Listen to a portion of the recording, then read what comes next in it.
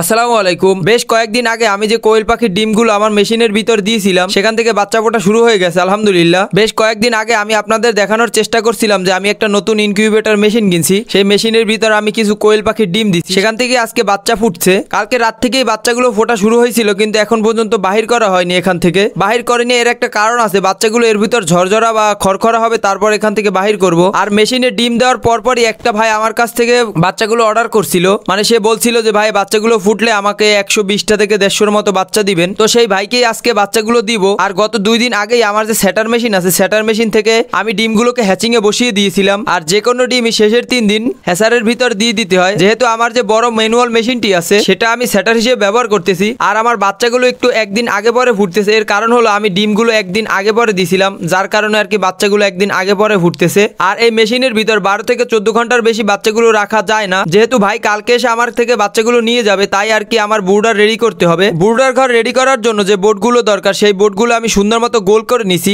আর এই বুর্ডারটা খুব সাবধানেই করতে হয়, কারণ বাচ্চাগুলো একটু ছিদ্র পেলে সেখান থেকে বের হয়ে যায়, যাতে বুর্ডারের ভিতর জানি ছিদ্র না থাকে, এরকম করেই তৈরি করতেছি। আর বুর্ডার তৈরি করার পর আমি নিচে ধানের তুষ ব্যবহার করতেছি।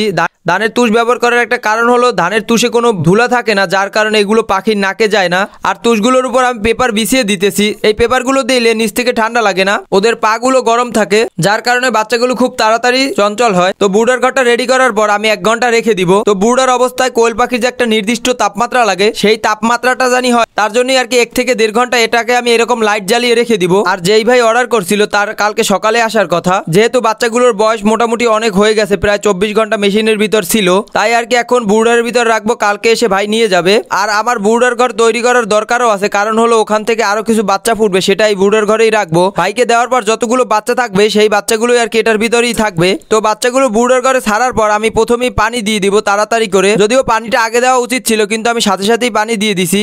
ওদের শরীরে এখন শক্তির খুব প্রয়োজন, যার কারণেই আমি পানির সাথে মুড়া প্লাস দিয়ে দিছি। আর খাবারগুলোকে একদম পাউডার করে দিতে হয়, বাচ্চাগুলো যেহেতু ছোট, পাউডার করে না দিলে ওরা খেতে পারবে না। তো পরের দিন সকালে ভাইয়ের আসার কথা থাকলেও সকালে আসতে পারিনি কোনো একটা ঝামেলার কারণে, তাই ফোন দিয়ে বলছে ভাই আমি বিকালে আসবো। তো বিকালে ভাই আসার পর ভাইকে তার বাচ্চাগুলো বুঝিয়ে দিতেছিলাম। ভাই 150টা বাচ্চা নেওয়ার কথা থাকলেও ভাই এসে বলতেছে 120টা বাচ্চা নিবে। যাই হোক, ভাইকে তার বাচ্চাগুলো সুন্দর মতো বুঝিয়ে দিতেছিলাম আর বলতেছিলাম কিরকম কি এটি পালন করতে হবে, যেহেতু ভাই নতুন। আর ভাই জানে এটা থেকে সফল হয়, সবাই ভাইয়ের জন্য দোয়া করবেন।